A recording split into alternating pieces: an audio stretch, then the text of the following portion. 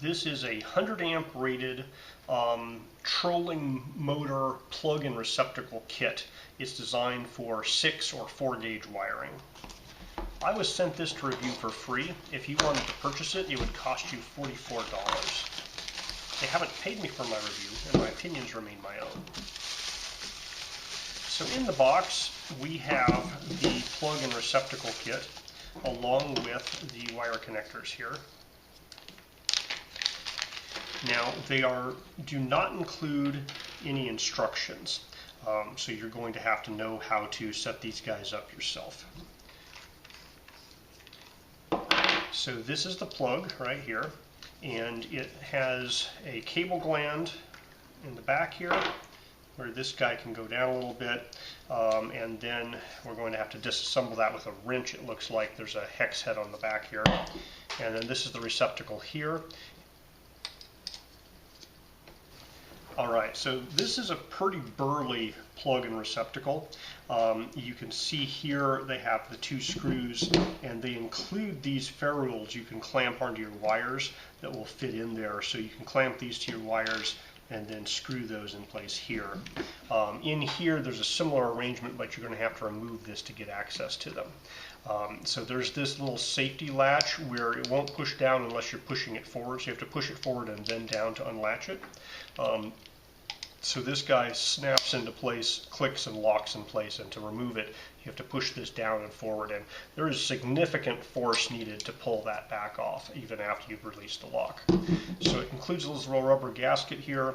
There's these 4 mounting screws that will go through this. They're not super long, so your bulkhead or whatever you're pushing it through will have to be relatively narrow for that to go through. You might have to get longer screws. They look to be relatively standard size screws. And there's a little rubber gasket here with a plug that will cover this up when not in use. Now, there is not any cover for the back of this guy. So inside your bulkhead, you're going to have 2 wires screwed into this, and these guys are going to be open, available for something to touch, for example. So you may need to put some electrical tape or a heat shrink tubing over the back of this after you've attached your wires to it.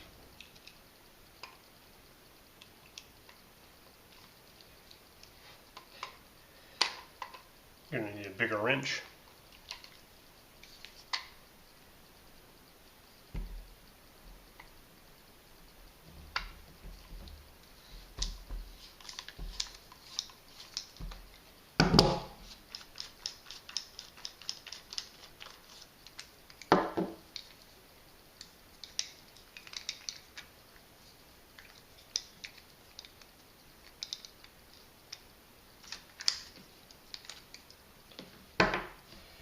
Alright, so once you remove this guy, it screws into this piece here. So once you remove this guy, you can pull the main body of the plug out of the front. And so that will give you access to these 2 connectors.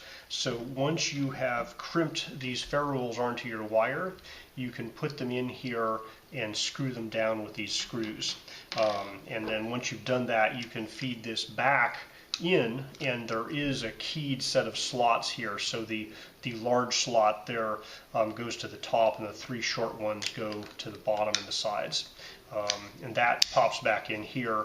You'll have the cable coming through here, and so this is the maximum size of the cable, which is pretty large.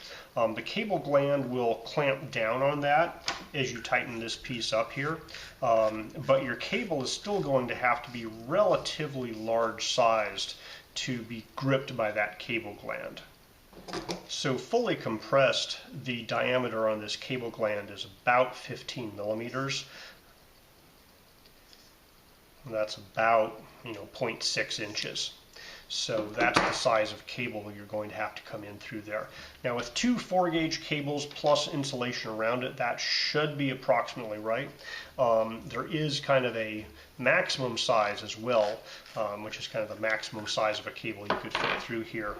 And that's looking to be about 0.8 inches.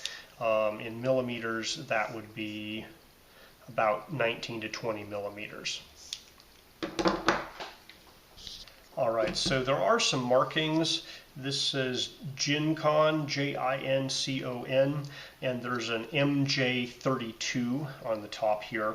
The connectors are claimed to be silver coated brass, and they are a silver color. I can't verify that they're actual silver. The material of the housing is non-ferrous, looks to be aluminum, maybe a stainless steel. We have very slight magnetic attraction to these screws here, but it's not very hard, so I would guess those are a stainless steel screw as well. So it does look to be pretty well resistant to the marine environment. So all in all, I'm pretty impressed with this guy. It looks like a solid, serious connector. It's got the little O-ring gasket there. When it's connected, it locks in place very securely. So I wouldn't have any hesitation about putting 100 amps through that connector.